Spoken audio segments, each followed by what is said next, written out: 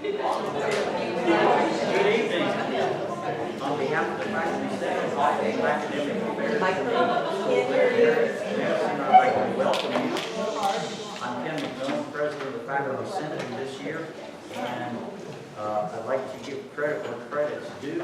It took a lot of work, but a lot of planning and initiative was taken on by our past president, Kevin Cope, and by our Faculty Senate Coordinator, Susanna Knoll. So I would like for you to give them a round of appreciation.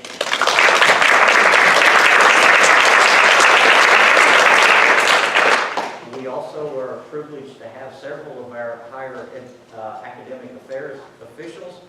We have Executive Vice President and Provost Stacy Haney, and we also have Vice Provost Jane Cassidy, so we're very glad that you're here tonight also. Dean Baines of the vet school was unable to be here tonight. I understand that he's out of town, so I'll just get right to the chase and introduce our moderator for this evening. Jim Engster is really no stranger to Louisiana and the Baton Rouge broadcast media. He's owner and president of Louisiana Radio Network, which provides news, sports, and agricultural news statewide.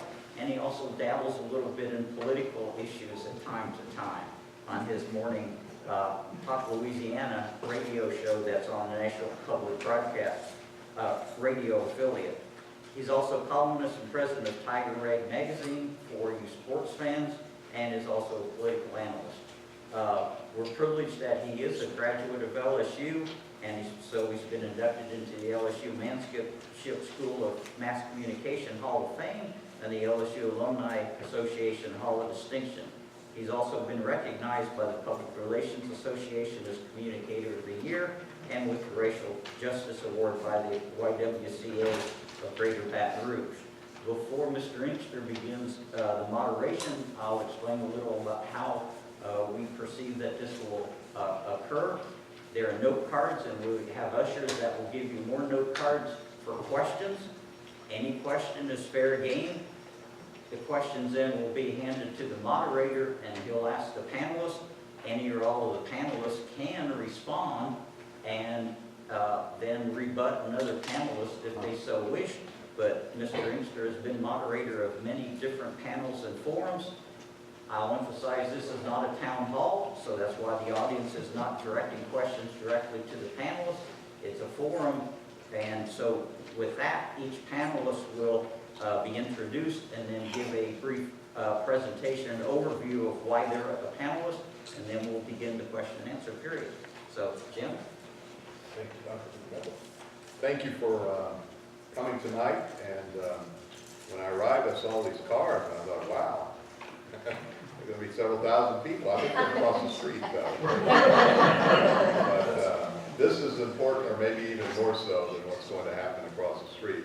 Sure, there'll be a rout, and LSU will win, and everybody will be bored, but this will be stimulating and fascinating. And Dr. Cope was scheduled to be the moderator, but he's on injured reserve right now, and I appreciate you playing hurt, at least attending the event. Thank you. And thanks to your lovely bride.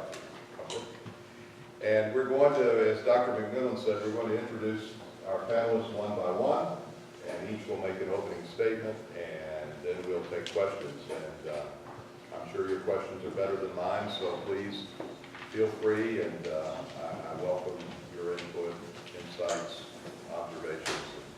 We should have a great hour and a half. Dr. Bernard Rollin, I met him in the bathroom. He said, "Call me Bernie." Is University Distinguished Professor, Professor of Philosophy, Professor of Biomedical Sciences, Professor of Animal Sciences, and University Bioethicist at Colorado State University in Fort Collins. He taught the first course in the world in veterinary medical ethics and was a pioneer in reforming animal use in surgery instruction and laboratory exercises in veterinary colleges. He's the author of over 600 papers and 20 books, so he's probably writing as we speak, but I'm sure he's as fluent with his speaking ability as he is with his writing, which is prolific. So Dr. Rollin, it is time for you to speak. Okay. Well, I didn't know what that one I was talking about here, but I think I have some idea. I think the most important thing to understand is over the past 4 decades, we've seen more significant change in societal attitudes towards the treatment of animals than we saw in the previous 500 years.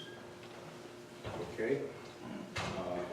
The only societal ethic that we historically had for animals was prohibition against deliberate, sadistic, deviant cruelty or outrageous neglect, like not treating the water. And that was not very helpful because most animal suffering is not a function of cruelty. Most animal suffering is a function of decent, reasonable, putatively acceptable human motives, such as producing food, advancing medical research, advancing knowledge, et cetera, et cetera. So, in the past 4 decades, there has been, I'll explain in a minute why, there's been a surge of societal concern with the treatment of animals. There's a variety of reasons for that. One is the paradigm case for an animal, which, let's say, 100 years ago, was a cow or a horse.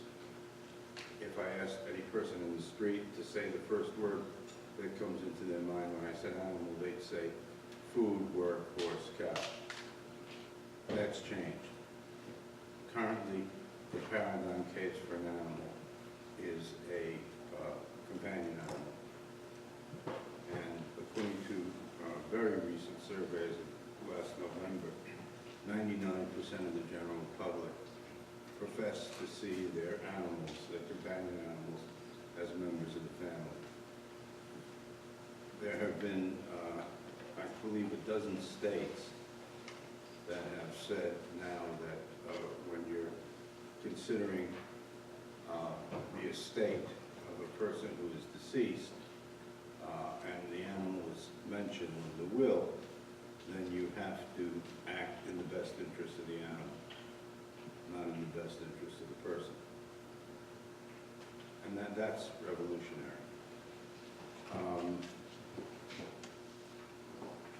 I myself have been involved in a number of things that were huge lacunae in societal ethics. One was the use of animals in research. I've done a few books about that. One of them is still recommended by NIH. And the point that I make in a lot of these places is that when we used animals for research or testing or any other scientific modality, and we hurt them, there was no requirement that we control the pain. And I'll give you an example of that. When I started veterinary ethics in '78, the students told me that they were beginning their surgery training in a couple of weeks. And I said, well, that's good, that's a rite of passage. And they said, no, it's terrible. And I said, what's terrible about it? They said, you know how they teach us surgery? I said, no. They give us a dog from the pound, and we have to cut on the dog 9 times in 3 weeks. I said, you're kidding. I said, no, go look. So I went and looked. There was one nurse who took care of 45 kids' dogs. And I asked her, what do you give them for pain control?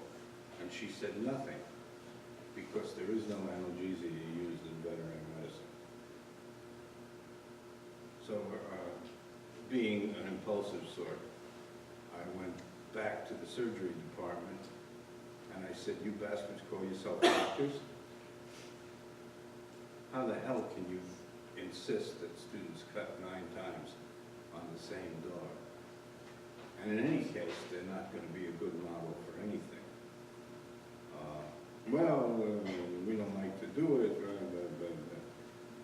So I kept after them and we eliminated it. There were a whole series of other ancillary, equally brutal exercises. For example, you had to you had to poison the dog. You had to bleed out a dog in order to establish the indisputable fact that if they don't have any blood, they don't live.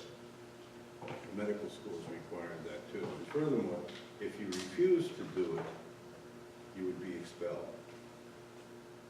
So I leave it to you to figure out why they insisted on those kinds of activities. I had some powerful friends in the vet school that had always felt that there ought to be analgesia used in veterinary medicine. So we went ahead and wrote federal legislation mandating it. If you're going to hurt an animal, if you're going to cause them pain, discomfort, or distress, you need to pharmacologically control that. So, in fact, Dale Brooks wrote that with me. You probably knew that.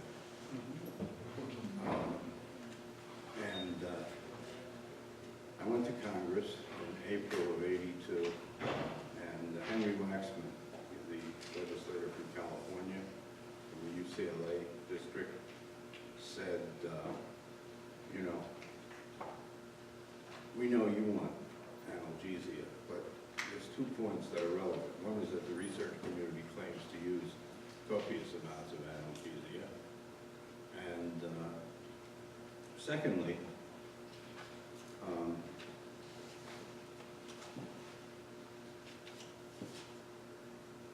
well, let's just leave it at that.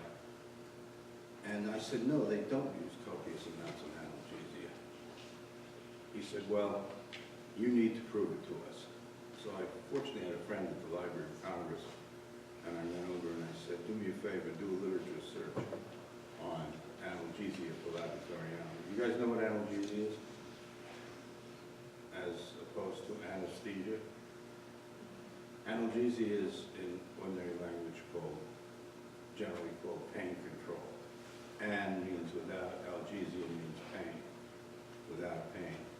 It doesn't eliminate pain, it raises what's technically called your pain tolerance threshold. How many of you have ever had morphine? Okay, if you've ever had an opiate, you'll know that the pain is still there, but you don't care. Right? It's a bizarre feeling. Oh, pain, yeah, kind of. And they didn't use any for animals. So I asked this Library of Congress friend to do a literature search on analgesia for laboratory animals.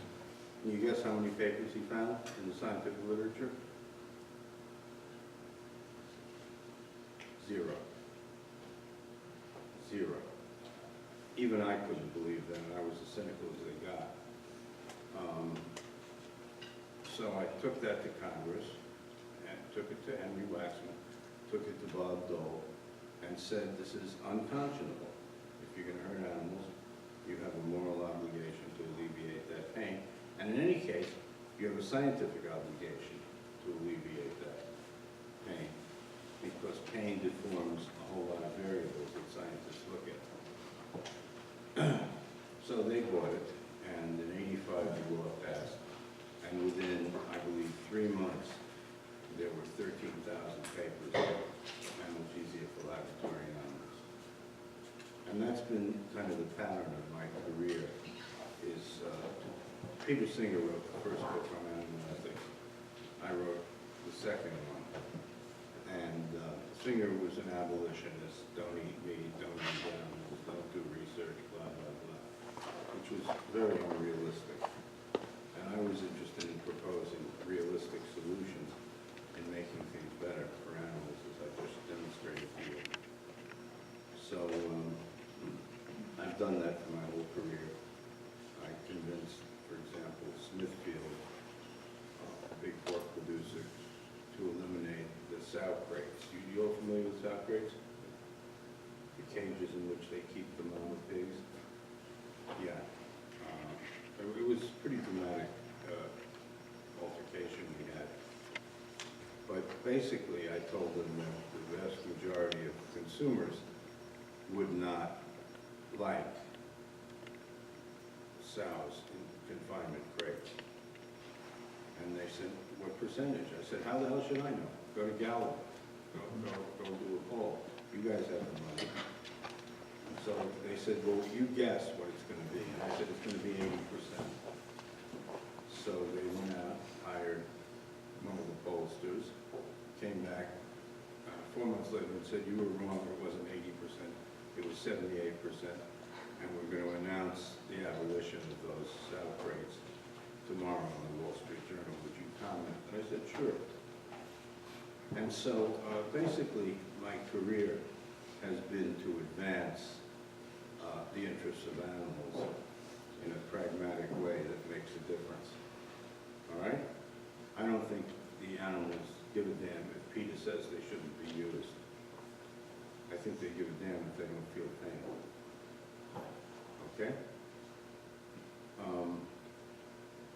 So, as far as you guys' tiger is concerned, I have to admit that before this morning, I was ready to launch a bit of a campaign against having a tiger on campus, but Dr. Baker showed me around, showed me the tiger, answered a whole bunch of questions, and it turns out that that tiger has it about as good as any confined tiger could have. You can't return him to the wild, and he's well treated. He no longer is taken to the football games, he's no longer paraded around, you know, he just does his tiger thing in his enclosure. And so I retract from my hostility. Not that I worry about offending you or anything. No, I offend a lot of people. And that's when you do the right thing. You piss people off. Duh. So anyway, I think that gives you an idea of what I'm here to convey. We're living in a period of great transition from the point of view of societal concern for the ethics of animal treatment. And most of you are capable of getting involved. And in fact, the public has been involved in eliminating some of the most egregious features of factory farming. Okay? So I'll leave it at that. As to Collette. Let me introduce Collette. She is Executive Director of the Professional Animal Auditor Certification Organization, Incorporated. Collette Kaster earned her BS in Animal Science from South Dakota State University, an MS from the University of Nebraska at Lincoln, and before joining her current group, Senior Vice President of Quality Technical Services and Hog Procurement for Smithfield Foods. She has been a member of the North American Meat Institute, the National Fourth Board Animal Welfare Committee. She chaired the NAMI Inspection Committee and served on the USDA National Advisory Committee on Meat and Poultry Inspection from 2001 to 2003. Excuse me, Collette Kaster. Okay, I guess we're going to switch to some slides. And we're switching our sequence a little bit.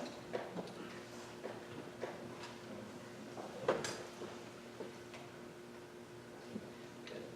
Okay, so I a little bit felt like in our original sequence, like I was going to kind of be the odd duck because we were going to talk about super sexy things like saving lab animals, a huge long career, philosophy, tigers, animal welfare, and then you're stuck with me on farm animals and producing food.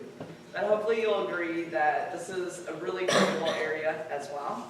And this is an area you may have heard mentioned in my introduction that I actually worked for many, many years for the company that Bernie just referenced, where he helped make some changes. And for me, I've worked in the meat and livestock industry for almost 30 years now, which is about how long Dr. McMillan and I have known each other, and I appreciate his invitation to come down. And I think what I've really enjoyed about my career is, one, seeing the application and development of animal welfare in a very traditional business and industry. I grew up in a family farm operation. My grandparents had a century farm in northwest Iowa, and so for me it was something that I was around from the time that I was a little kid. And you know, true story on my grandpa, we had something happen at one of the livestock facilities that was pretty minor. It involved tapping a pig too hard with a plastic rattle paddle. And my mom looked at me and she said, "Do you know how your grandpa used to move pigs when we were on the farm?" And I kind of looked at her and she's like, "Yeah, it was nothing for him to bonk them with a feed shovel to get them to move around. And now you guys are at the point where, you know, you're training people to a very high level. Your expectations of them have changed so much over the years." So she was kind of scratching her head a little bit.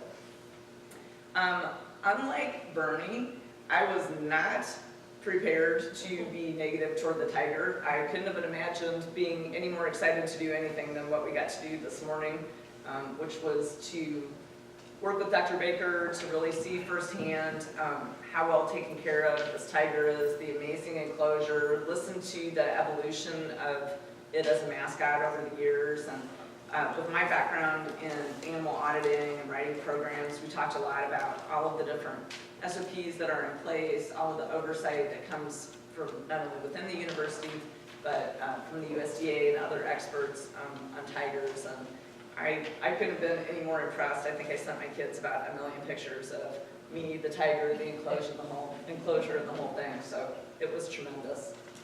So just to tell you a little bit about farm animals and the organization that I work for, it's actually a not-for-profit. And it was founded in response to the interest in looking at animal welfare, auditing, and certification within the livestock sector. And so this all started occurring in kind of the late 90s, early 2000s, when customers, very large customers, household names, McDonald's, Walmart, Costco, started realizing, as Dr. Rollin said, that their customers and consumers were going to have an expectation and want to know more about where the food that they're eating is produced. And that has done nothing but continue to evolve over the years. And so PACO was really put together with a mission of doing a couple different things. Making sure that auditors were well trained and uniformly trained, and that the audits were certified. And so all of the veterinary associations and the animal science associations came together to really pull this together. And this started, as I said, in the mid-2000s, and fast forward about 15 years later, and it's grown significantly. We have 1,300 auditors that, now just to be clear, they don't work for PACO, they work for food companies, farms, third-party auditing companies, governments, not just in the United States, but in as many as 15 different countries around the world, and even more that are interested in really having oversight and a better understanding of this area. And then we certify the audits as well through expert panelists, working with the latest animal welfare science to really try to provide the level of oversight and expectation that customers have come to expect. So for those of you old enough to know this, it's like the good housekeeping seal for people that are working in this area. I don't know what the young person equivalent to the good housekeeping seal is, but certainly there's an expectation that people working in these types of areas will carry some credentials. So there's a large number of audits that are certified, and it really isn't limited only to the livestock industry. There are groups who are interested in fur production, aquaculture, companion animal. We've even certified an audit in Canada for people who actually do wildlife pest control. So the people that capture raccoons or bats wanted to make sure that they were doing that with a lot of humane oversight as well. So there's really a kind of a hierarchy of the way that animal welfare programs are developed, and this is particularly true with farm animals. So as I told some of the classes today, you know, farmers are farmers for a reason, right? They grew up with the land, they want to work with animals, they're independent, and not shockingly, right, they don't exactly like being told what to do. And so leading them through a process where there are external expectations coming to their farms from people that they've never met, and you know, people that represent restaurants, stores, and a bit indirectly the consumer. That's been an evolution and a learning process. So they kind of started with programs, then they stepped into assessments, which I call, you know, the they should of the world. And now, over the past 5 to 10 years, most farmers are starting to undergo third-party audits and really coming out with external evaluations done by people that don't work with them that result in a score that then can be shared with people to make sure that they're meeting the requirements. I'm just going to make sure I kind of click along through these so everybody has the right amount of time. Now, everybody knows that audits aren't perfect, right? Audits are a snapshot in time. More and more people are going to unannounced audits so that you take people out of the idea of an audit culture, and it starts to become more and more the way that that particular operation operates. Farmers understand that they have a license to operate, a societal license to operate, and if they screw up through an undercover video or something that is seen publicly with all transparency, that's not going to be acceptable.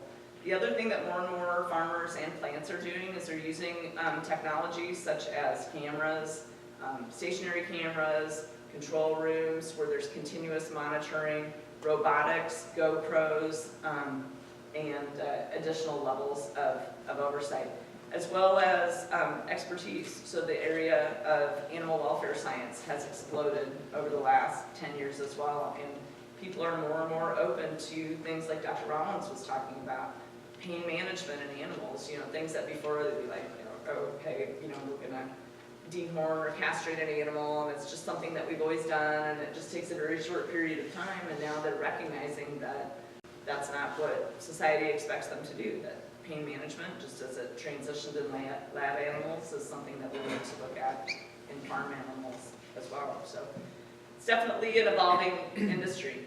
We do a lot of auditor training. I'm very fortunate to get to work regularly with one of Bernie's colleagues, Dr. Temple Grandin.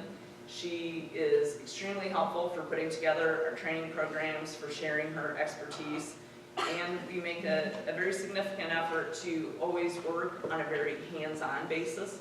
So if we're training people to evaluate farms or processing plants, that's where we teach them. So we'll put them through a pretty intense curriculum, go out, learn the areas, practice what we're teaching them, and they have the opportunity to ask any questions.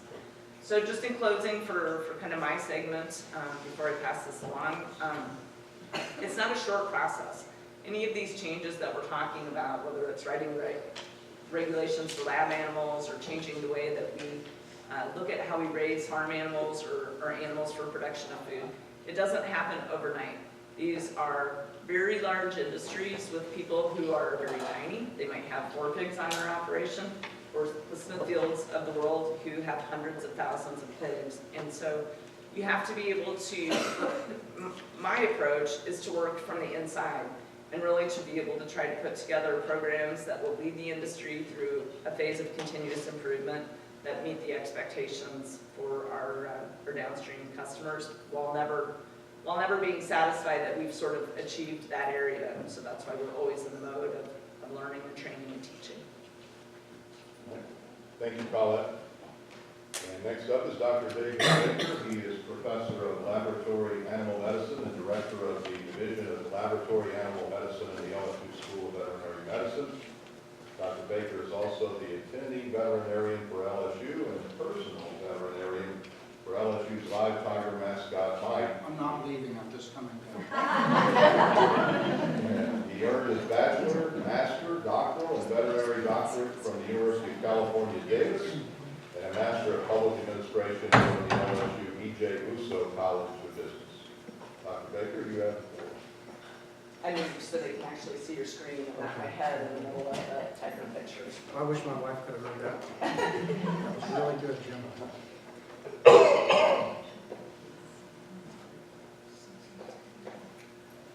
I'm going to talk a little bit about, just give a little overview of the history of the mascot program here, and then talk about some of the challenges that the program has had.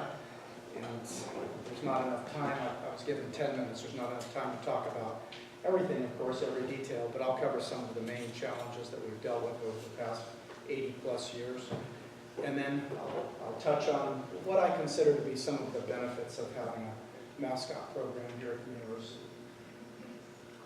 It's one of these. Okay. Most of you know that the history of the tiger mascot program originates with the whole moniker of the tiger.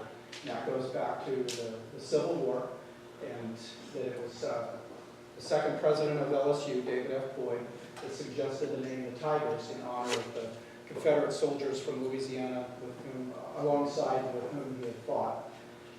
In 1934, LSU decided to get a real tiger, and so somebody came up with that bright idea that we needed a tiger. And so in 1936, Sheik arrived on campus. His name was changed to Mike in honor of cellist Mike Chambers, the trainer with the athletic program that was the person most responsible for bringing the tiger to LSU. He was originally housed at the City Park Zoo. Some of you may know that the golf course on the north side of the campus used to be a small zoo, a park and zoo. It doesn't exist anymore, but a lion had conveniently assumed ambient temperature and vacated his enclosure, and that means he died. But he died, and so Sheik, or Mike I, was put in that facility. And then in 1938, 37, when he scratched the zookeeper up there, the city asked that Mike be moved down to campus. And so a building was built in 1937, a 400 square foot enclosure, a 20 by 20 foot cement pad, and that was Mike's first home. The purpose of the program was to instill school spirit and support LSU student athletics. In 1956, Mike I died and was replaced with Mike II. Many of you know that there were actually two Mike IIs. The first one died after just a few months here, and then the second one, of course, nobody admitted that he died. The official story, there was fake news even back then, that Mike was having trouble adapting as tiger mascot, so he was sent to the Audubon Zoo. The Baton Rouge Zoo didn't exist at the time, to recover. And when he came back 2 months later, amazingly, his weight had doubled. And the thing that really is amazing is that his facial striping pattern had changed. I didn't know that could happen. And that's because there was a second Mike II. So we've really had 8 tigers, but we still call these two collectively Mike II, and the current one Mike VII. The thing that's interesting to me is that from 1956 to 1958, we had 4 tigers. Can you imagine going through 4 tigers now in 2 years? Now, that simply wouldn't happen. In 1958, the second Mike II died, and so we obtained Mike III. He lived a good long life. In 1958, Dr. Joe Dixon of the Ag Center became Mike's first veterinarian to provide the veterinary care. It was a challenge for him because he didn't have a clinic here. The vet school didn't exist.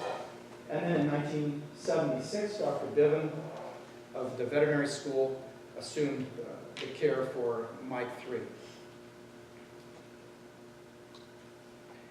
In 1976, Mike III died. We obtained Mike IV. The enclosure was expanded to 1,100 square feet.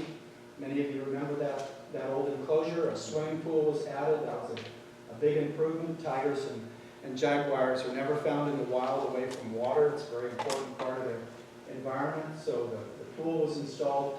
In 1990, Mike IV was retired off exhibit at the Baton Rouge Zoo. Our friends at the zoo took him and took very good care of him until 1995, when he was humanely euthanized at 20 years, 9 months, and 18 days, which is the 5th longest lifespan of any tiger that we're aware of ever. And so he had a good long life. In the meantime, we obtained Mike V in 1990. In 1996, I assumed Mike's veterinary care. In 2005, this new 15,000 square foot enclosure was built, and he spent 6 months with our friends at the Baton Rouge Zoo. They took outstanding care of him, and he arrived back in August, just 3 days before Hurricane Katrina. So it makes it easy for me to remember that the enclosure was built in 2005.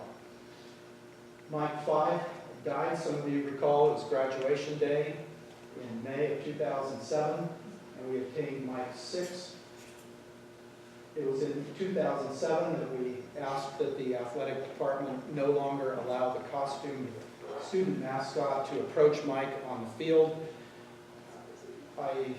He was young, and I didn't want his personality altered, so we made that request, and they graciously accommodated.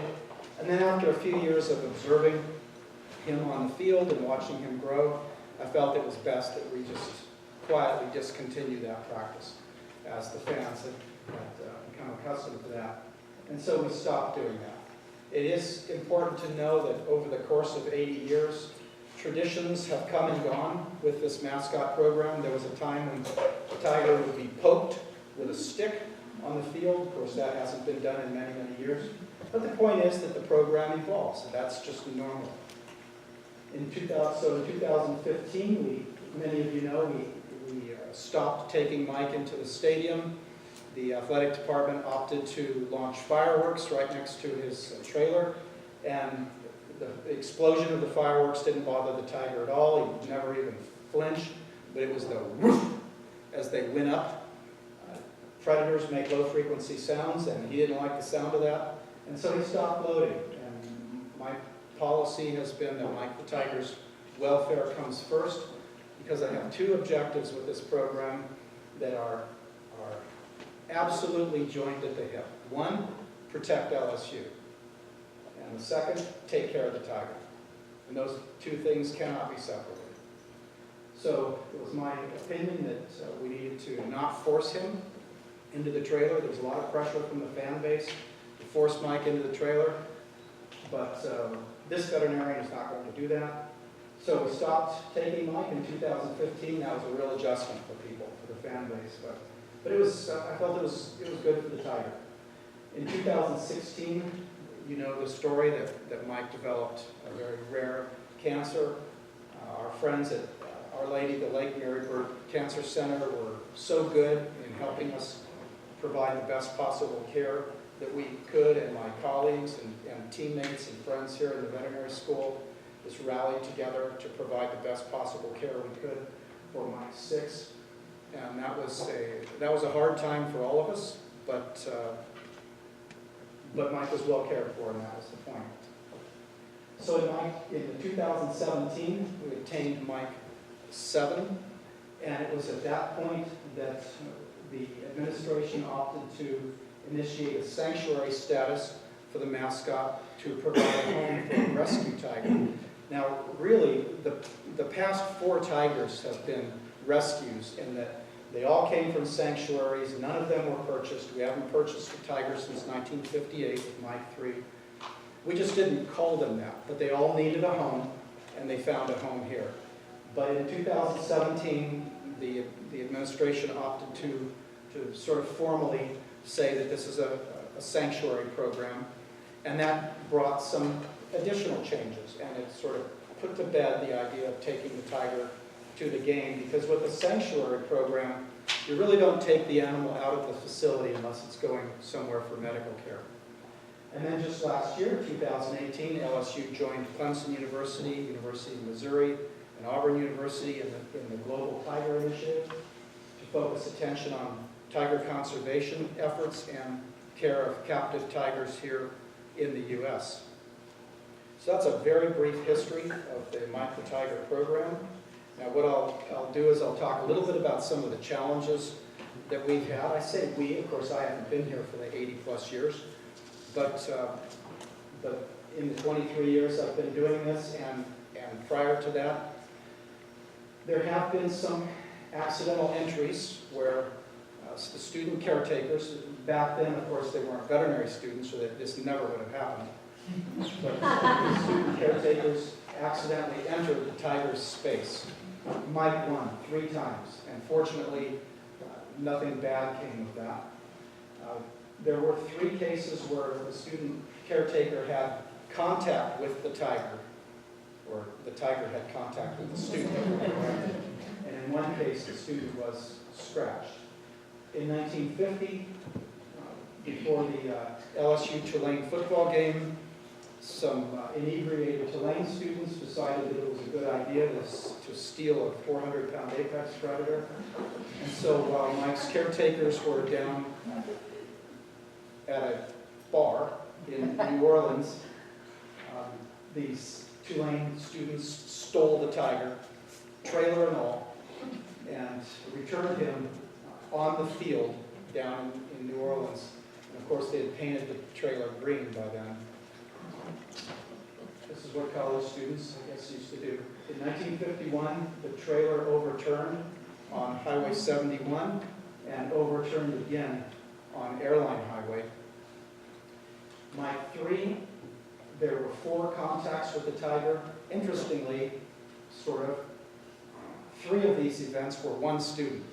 Again, not a veterinary student, but I don't know why he couldn't learn to lock that gate, but went in with the tiger 3 times, and fortunately nothing happened.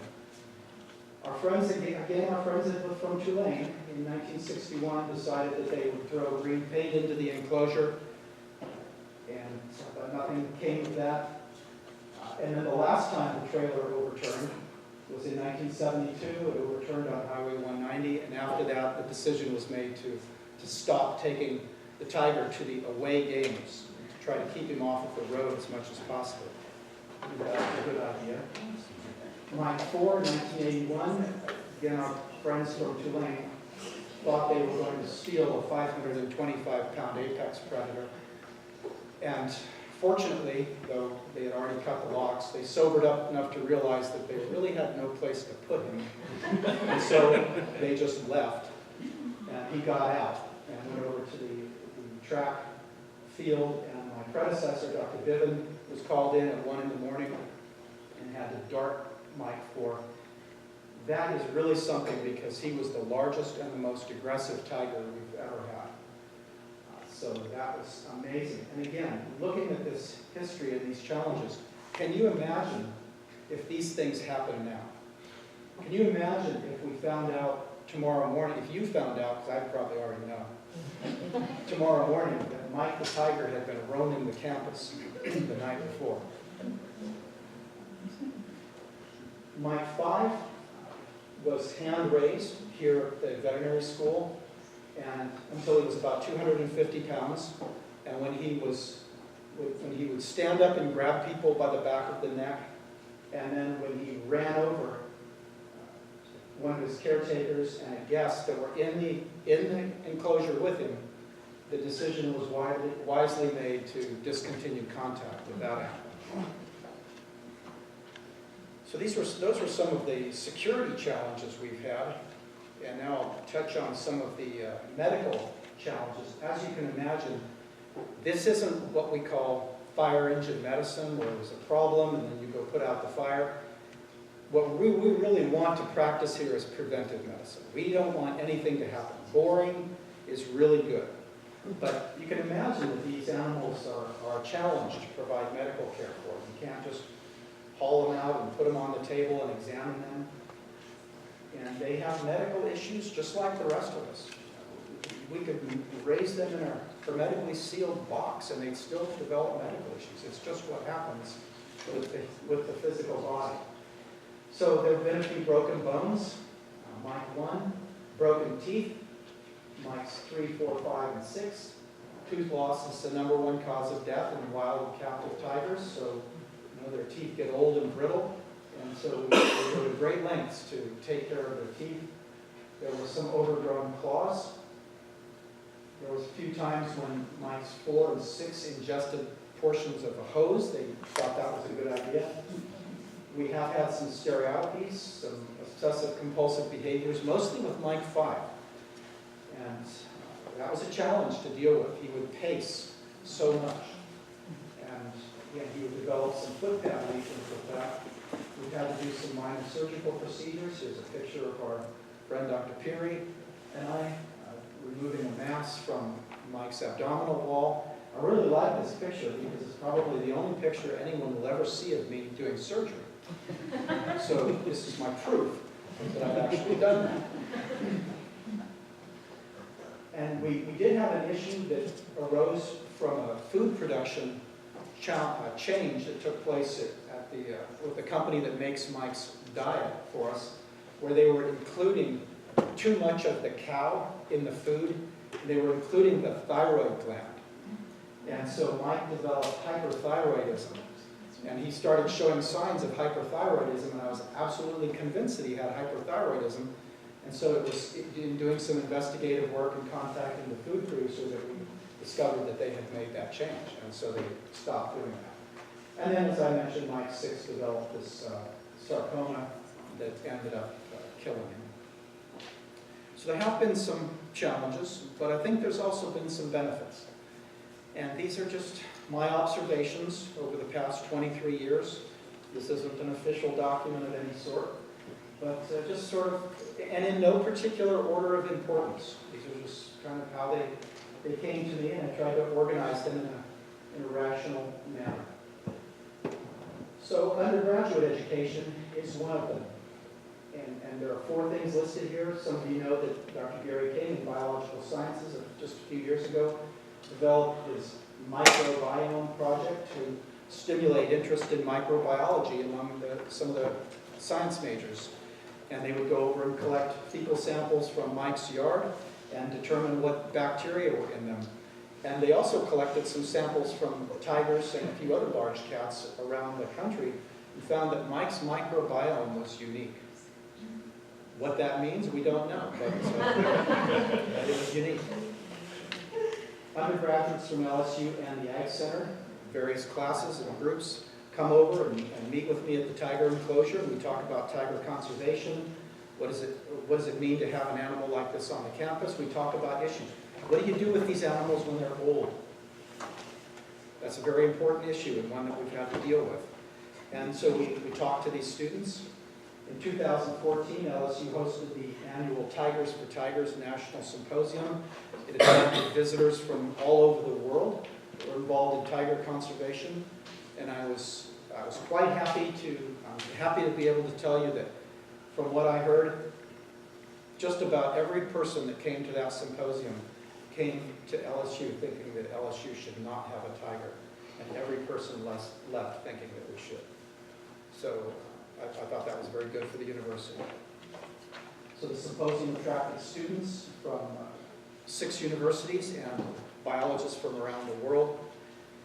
I mentioned this, that LSU has joined with other mascot universities. There are 56 universities in the country with the tiger as a mascot, but of course not everybody has one.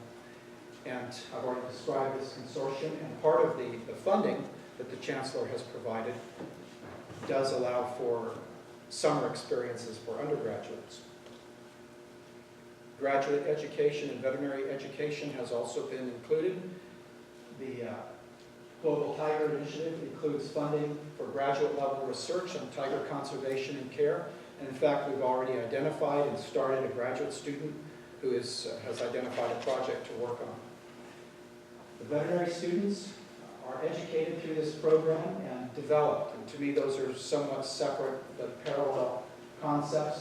Tiger care, management, conservation, and regulatory matters are taught in the veterinary school curriculum and in meetings with veterinary student organizations. And also, I'd like to point out that Caring for Mike the Tiger does provide a professional development opportunity for Mike's student caretakers. We deal with a pretty high-end student here in the veterinary school. These are pretty good students. And my observation is that Caring for Mike the Tiger every day for 2 years, holidays, every day, transforms these students into even better professionals than they would have been had they not had this experience. And to me, it's only 2 students at a time, but to me there's great value in that. Advances in veterinary medicine, having the mascot program facilitates the continued training and experience of our faculty and our residents for better animal care and for sharing medical knowledge with the veterinary students and in the greater scientific community. We have published 2 clinical reports in peer-reviewed journals regarding Mike the Tiger, and we have 2 more manuscripts under development that came out of the Mike 6 case. And then there's community education. I've mentioned the Global Tiger Initiative that represents a collaborative partnership of like-minded land-grant universities to engage our academic communities worldwide and to address issues related to tiger conservation and responsible care of tigers through teaching, research, learning, and service. Many of you know that there are I'm getting close to the end here.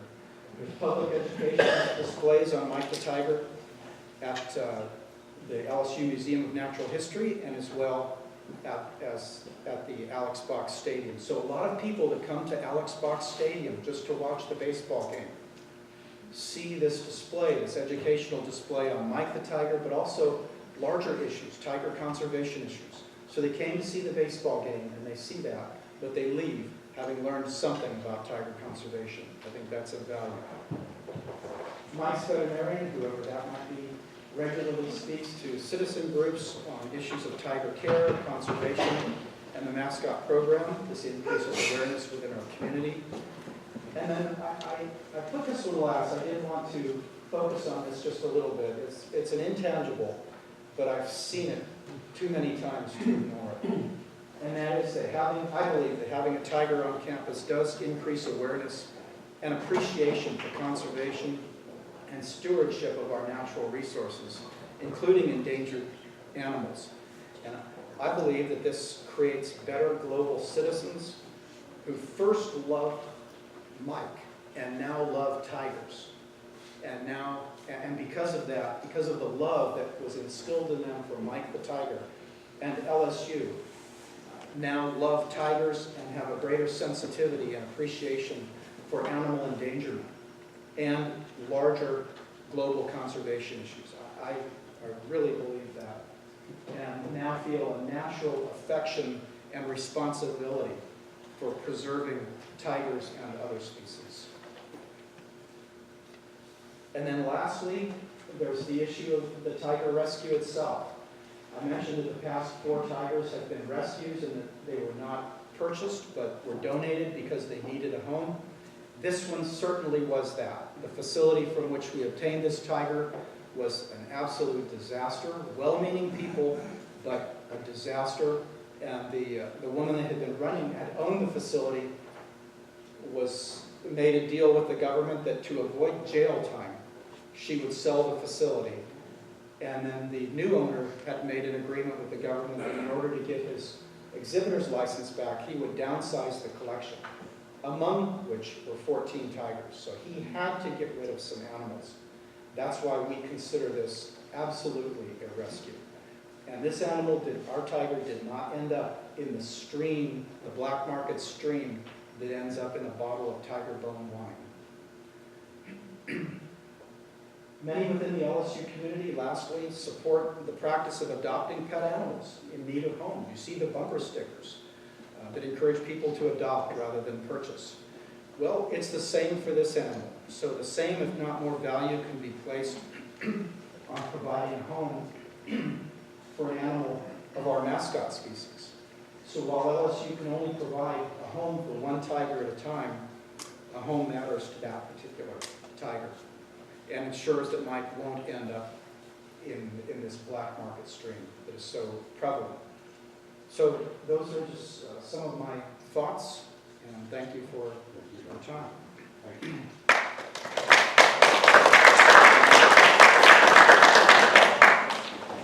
Dr. Ashley Delrie serves as an appointed member of the Louisiana Animal Control Advisory Task Force and with the Department of Agriculture and Forestry. She's also the former director of shelter inspections and development for the Louisiana Animal Welfare Commission, which functioned within the Office of the Governor. She earned her BS in marketing from LSU. Ashley Delrie is currently a Master of Public Administration graduate student in the UJ Uso College of Business Administration and plans to graduate in May of this year. Ashley. Thank you very much. Thank you for having me. Thank you, Dr. McMillan, for inviting me tonight. It's a great pleasure.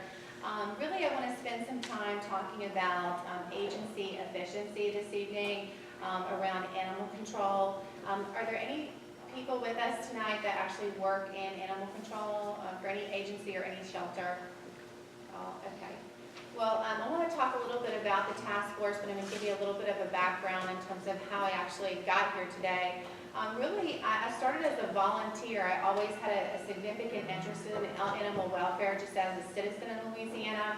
I had a particular interest in animal welfare policy. I was always reading the laws that govern animals in our state. And so I actually walked into an animal shelter in Shreveport, Louisiana, and I was a bit disappointed in what I saw in terms of how the agency was running. And so I quickly wrote my elected official, and that particular action fundamentally changed my life in terms of what I do now in terms of my profession. But it's really important to look at agency efficiency when we're talking about companion animals and what these agencies and shelters are doing.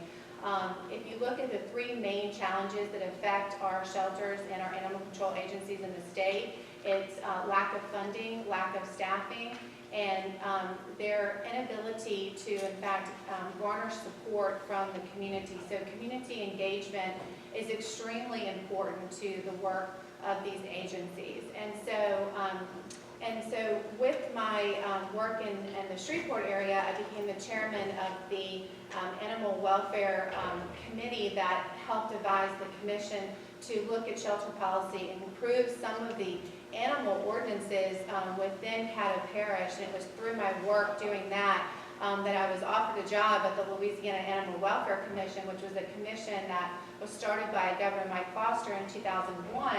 And basically it was dedicated to promoting animal welfare in the state of Louisiana. And so I worked there as the director of shelter inspections and development. I worked closely with Dr. Gary Balsamo, who is our state public health veterinarian. And really my primary role is I would go out into these communities across the state, and every parish that you can think of, and do inspections of our public animal control agencies.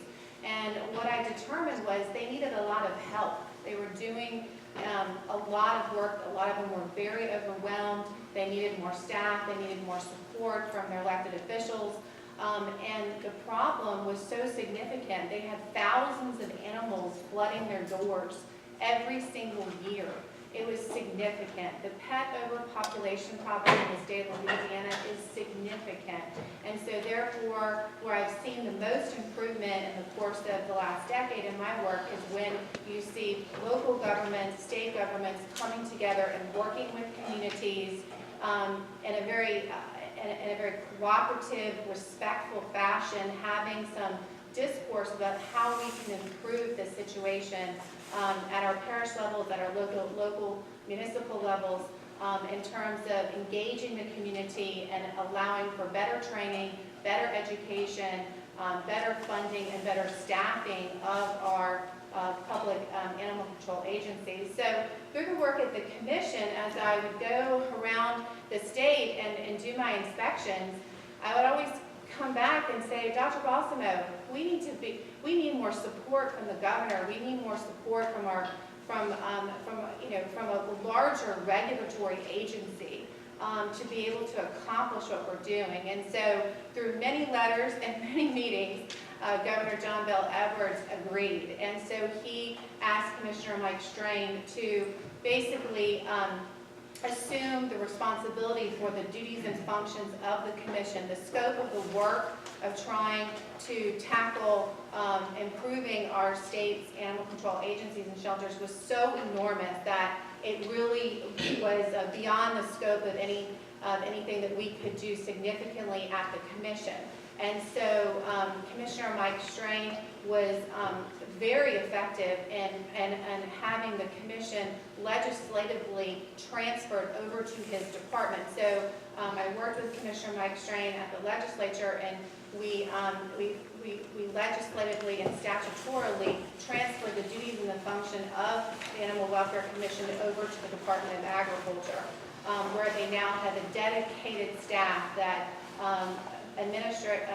does administration of the shelter inspection program, that goes out and does the same work that we were doing at the commission. However, their resources and the capacity of being the largest regulatory agency in the state, they are able to accomplish so much more than we could at the commission. And so if you look at the amount of inspections that they have done since 2017, it is triple what we were able to do at the commission. And really, they're the experts in inspections. And so it's been a very successful program at the Department of Agriculture. I really commend Commissioner Mike Strain and Deputy Commissioner Brent Robbins for their leadership. So I wanted to just call your attention. We do actually have a dedicated website to our advisory task force.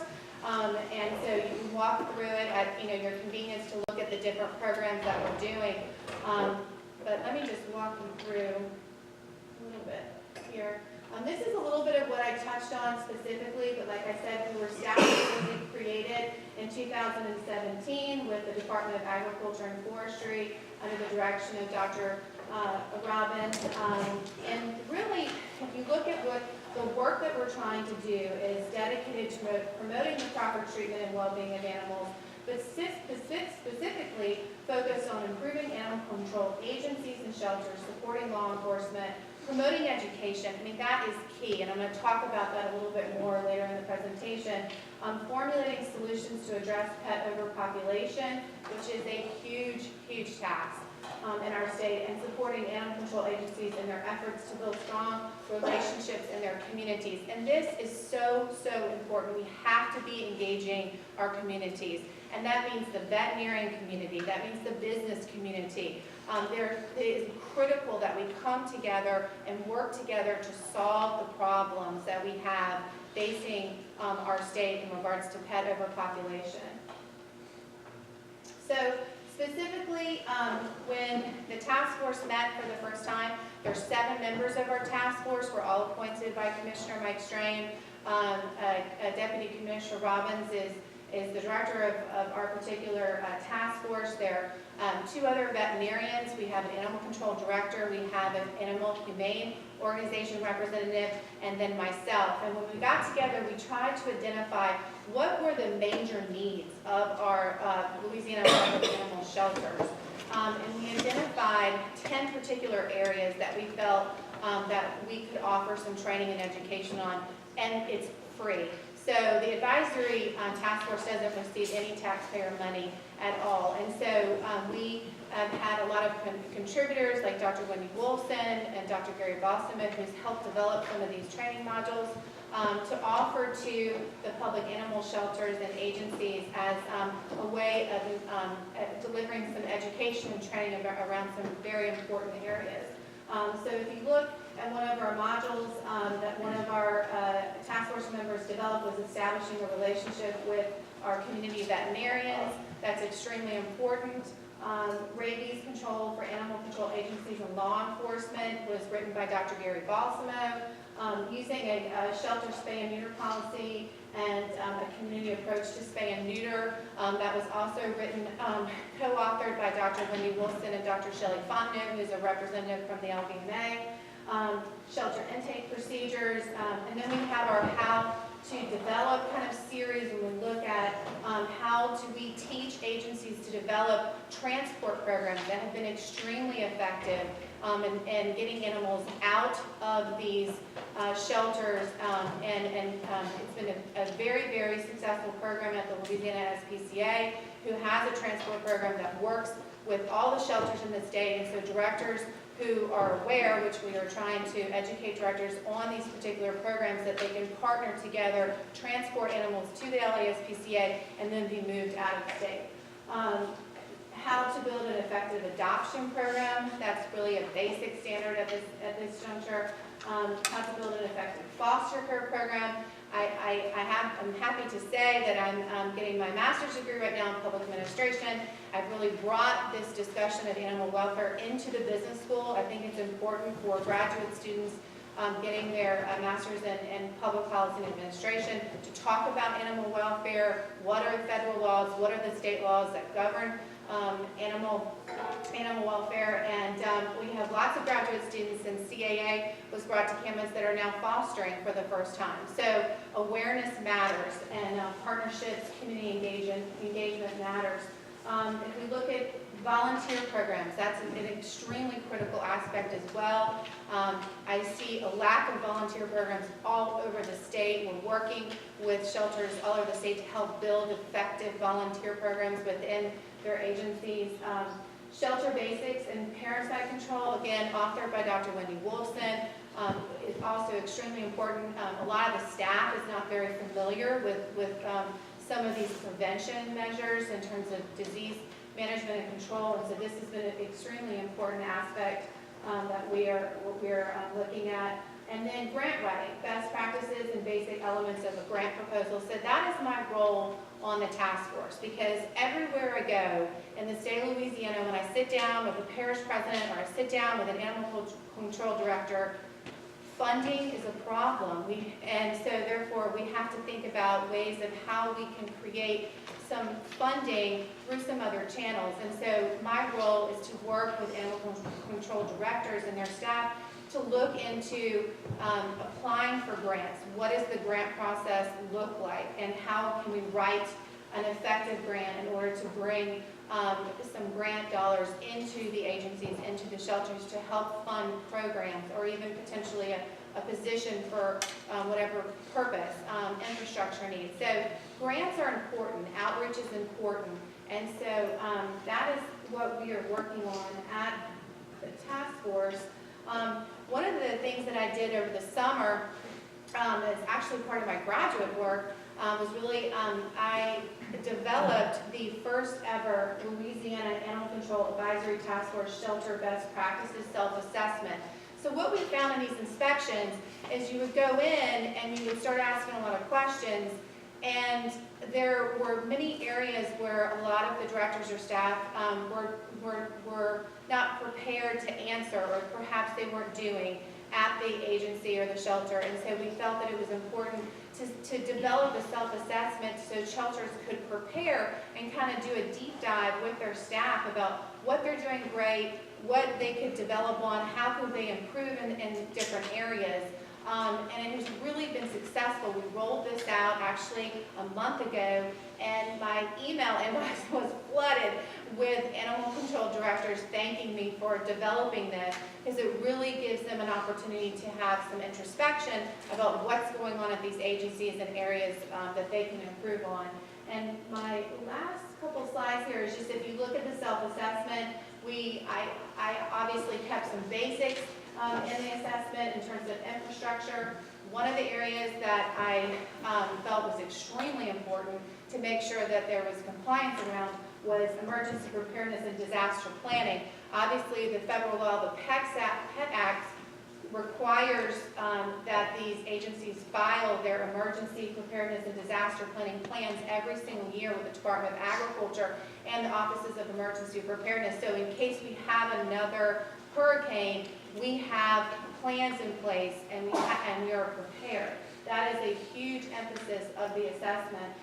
We go into looking at rabies, quarantine, and vaccination requirements, just standard care of animals while they are in the custody of animal control, disease prevention and control, shelter management, capacity of care, records, sterilization. We're looking at animal control vehicles to make sure that they are compliant with standards, again, training. And then what I'm really proud of, which I think a lot of people will appreciate in terms of our goals of advancing our agencies, right? So gone are the days where you pick up a stray, you impound an animal for 72 hours, and then you euthanize the animal. Those days are gone. And so, yes, I agree, Dr. Rollin, the change has happened and is no longer acceptable in our society. So how do we develop our shelters to be 21st century animal shelters? And I feel like if you focus on some of these particular parameters, you'll be in good shape. So executive leadership, when the Department of Agriculture's Director of Inspections comes in, she's having these conversations about what is your mission? Do you have short-term? Do you have long-term goals for your agency? And comparing them to perhaps what you did last year. How are we advancing these agencies in their shelters to provide high-quality shelters for the constituents that they serve? Mandatory registration and licensing is extremely important. Shelter programs and partnerships. This is the community engagement piece that I was talking about earlier. Looking at, are you engaging the community on foster programs, volunteer transport? Are you working with reputable humane organizations and rescues? This is very, very important.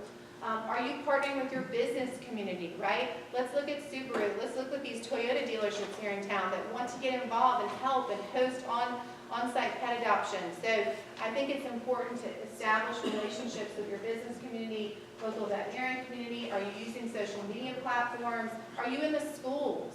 That's important too. We have a great organization here in Louisiana called PEP, the Pet Education Project, where they go into schools, K through 12, and they're educating the future Louisianians about responsible pet ownership. Spay and neuter education, inmate pet rehabilitation programs, that's extremely important as well. Surrender prevention and cruelty prevention. Do you have a way that the public knows how to report cruelty? So these are just some of the things that we're working on at the task force. We have a tremendous leader that's leading our task force, Deputy Commissioner Robbins. Commissioner Mike Strang is very committed to this task force and the work that's being done with his agency. And I'm very proud to be on the task force and assist. Thank you. Questions and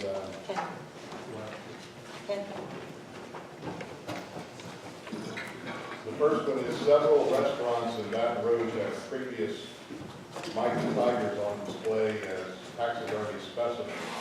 Does this support or detract from benefits of a live mascot? There are no micro-tigers in restaurants in Baton Rouge. What did you think, Dr. Baker, of the incident at the London Zoo a few weeks ago? You know, I'm kind of busy, so I haven't really kept up with all that. You'll have to fill me in. Well, What happened? they brought in a female tiger to mate with the male tiger, and within a minute or two, the male killed the female tiger. And obviously, that was not the plan.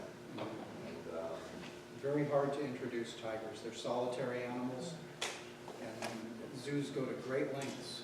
Our friends at the Baton Rouge Zoo can tell you they go to great lengths to introduce male and female tigers to one another for breeding. It is not a simple process, and there's no guarantees. okay. Why do animals have to be put to death by animal control?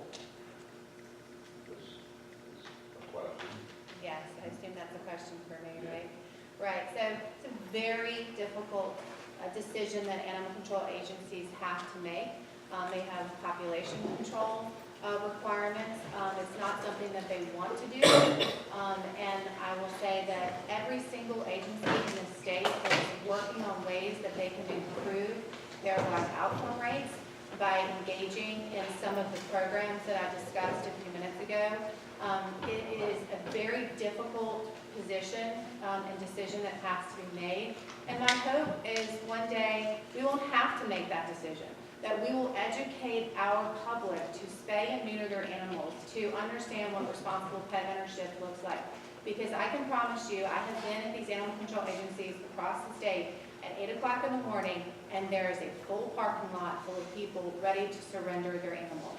And so we need to do a better job of education, and we need to do a better job of spay and educating people on why they need to spay and neuter their animals, because they come with huge boxes of puppies and kittens every single day, all day long. These agencies are overwhelmed with animals. If you look at Caddo Parish in particular, their intake is 10,000 animals a year coming through their doors.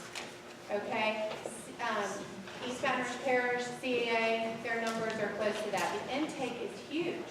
And then you look at some of the parishes in Louisiana that have no animal services at all. None. Zero.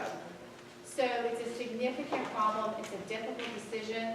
I wish that we didn't have to make a decision. And my goal is the work of this task force and some of the things that we discussed in terms of community engagement is that one day we won't have to euthanize any animal at any agency. All right. Dr. Rollin, is it really necessary to use animals in medical research? Well, I mean, that's obviously a very debatable question. In my opinion, the answer is no.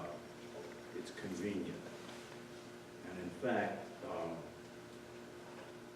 so much of medical research distorts what we know of human physiology and anatomy, that it's not helpful in a lot of cases. In a lot of cases, it is helpful. I mean, you test new medical apparatuses and so forth, and clearly you can't do it with people. But could we abandon the use of animals? Probably. There'd have to be alternatives. A very good example of that comes from Johns Hopkins. About 30 years ago, Johns Hopkins funded a center for alternative toxicology testing, where instead of poisoning animals, they use molecular biology. So, you know, if you want to fix it, you can fix it. Collette, how does a consumer know if meat comes from animals that have been treated humanely?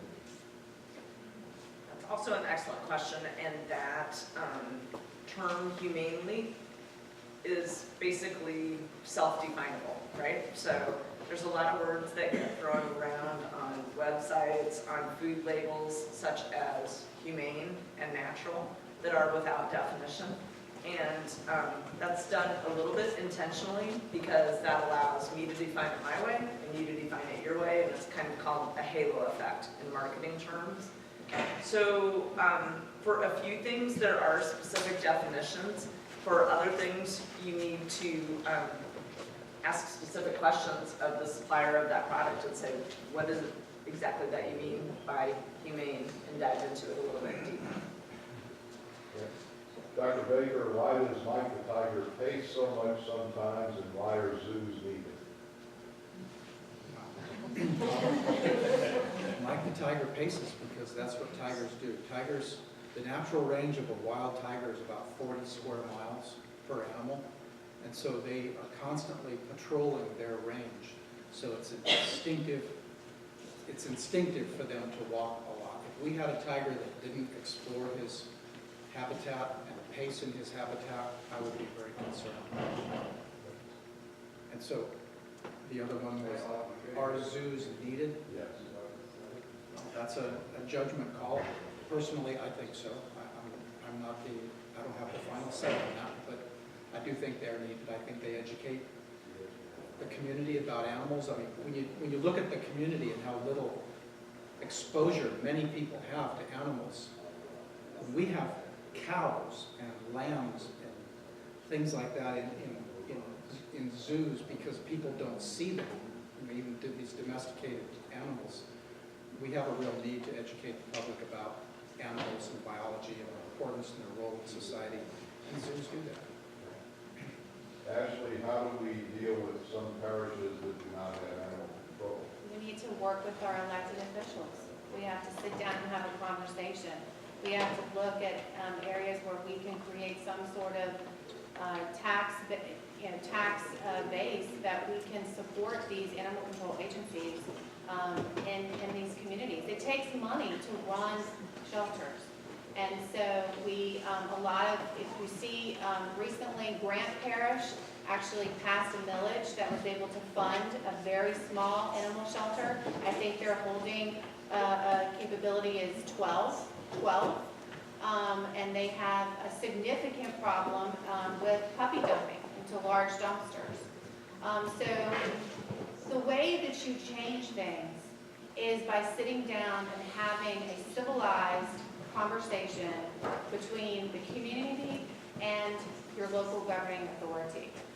Sit down and have a conversation with your elected officials. That's what I did. I walked in, I didn't see anything I really liked, and I said, this needs to change. And so I sat down with the commission, and I kept on it, and on it, and on it, and I never stopped. And then before I knew it, I was the chairman of the Kaster Parish Animal Services Advisory Committee, and it was a committee that went on for 3 years. I had a baby in the course of my time that I was on that committee, but what you see today as a result of that committee's work is a huge transformation at Kaster Parish Animal Services. Things that they never thought possible are being implemented as programs today. So it starts with a conversation with your local elected officials, and it's a respectful conversation. And you share goals, and you come together and you get it done. Dr. Rollin, what is your next project? And follow-up, are any of you involved in discussions regarding live mascots at other schools? Dr. Rollin? I'm not involved in, this is the first encounter I've had with live mascots. My next project, I guess, is, we've been working for a number of years on trying to develop an alternative to branding, hot iron branding, which is clearly something that the Egyptians did in 3000 BC. We probably got better technology than that. In fact, I've developed some technology with a colleague to do retinal imaging, which are unique images, even from the left and right eye. And there are some other invasive things.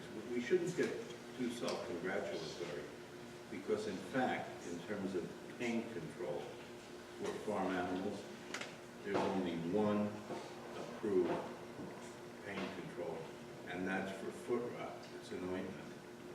Everything else that veterinarians use to control pain post-surgically, post-procedurally, and so forth, is used off-label and puts, obviously, them at risk. Dr. Baker, what kind of regulations are in place regarding private ownership of large exotic animals? And are there quantifiable guidelines for the size of enclosure, the quality of life, the gross take, truck stop off I-10, maintain the live tiger exhibit for many years, and been the treatment of the animal as a beloved pet? How can we define what is ethical and what is acceptable? A lot of questions in there. The first one was yes. The second one was probably. There are federal, state, and local regulations in place for the care of all of these animals. Animals that are what are called covered species, covered under the Animal Welfare Act. So the U.S. Department of Agriculture makes their annual unannounced surprise visits to check the animals, check the paperwork, the enclosure, everything. Our USDA veterinarian came here just 2 weeks ago, and I'm happy to say that we had no non-compliant items. We haven't had a non-compliant item in about 10 years that I can remember. I can't remember any farther back than that, but it might be longer. So there is quite a federal and state and local structure for regulating these animals. My guess is you weren't a fan of the tiger at the truck stop. I don't comment about that. Wow. Nobody made me the spokesman for the university, and any comment that I might make about the truck stop tiger He's dead now. could be misconstrued as LSU says, so I'll just keep my personal opinion to myself. In 2016, a nonpartisan think tank said that the cost of Mike Tiger's upkeep is $200,000 a year. And I guess the question is that appropriate to spend that kind of money on that? Who said that? It says, according to Scientific American. Oh, I wasn't aware that it was so high. My understanding is it was about half that, all privately funded. So if it was 200,000, I guess I'd have to think about that and decide whether or not that was too much. But since it's not, it's a It non-issue. is private funding, right? And 200,000 a year, that's a non-issue because that's not a legitimate figure. That's more fake news. I don't know where that came from.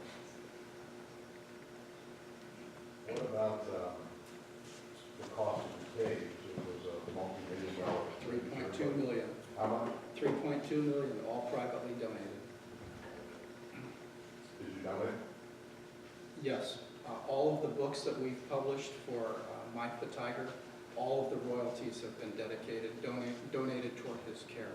That was one of my policies when we wrote the books. I've never seen a nickel of that money. It goes directly to an account for that TAF handles for the care of the tiger. So I understand that's close to $100,000. So yeah, I'd say I have it. And you have other duties that go beyond caring for the tiger. I have a day job. We're short on time, but are there any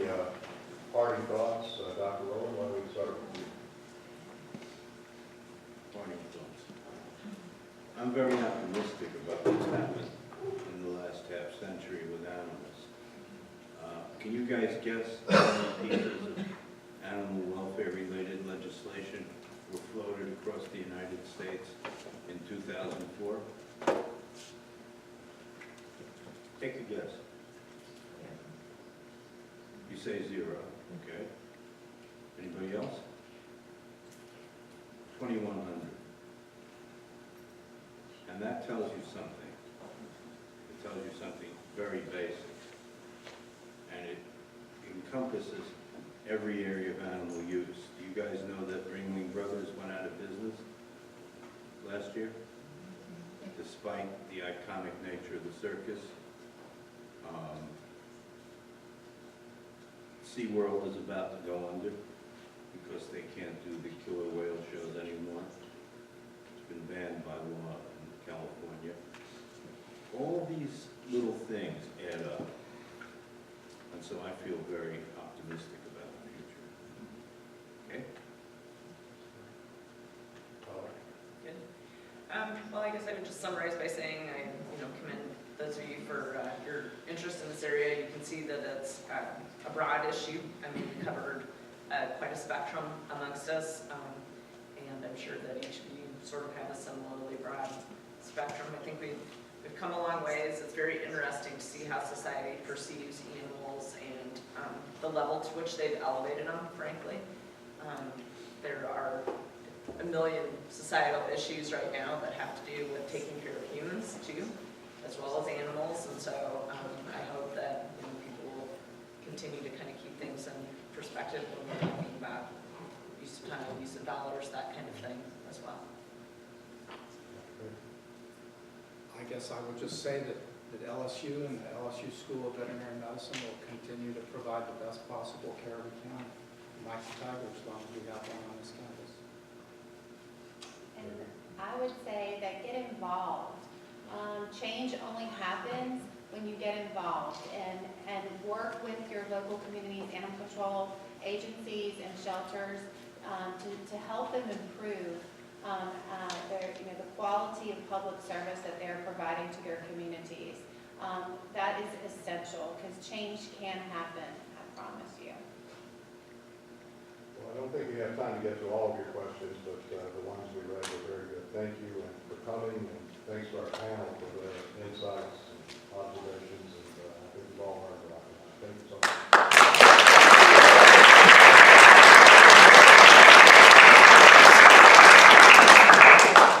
Before you leave, join me in a round of applause for Mr. Engster.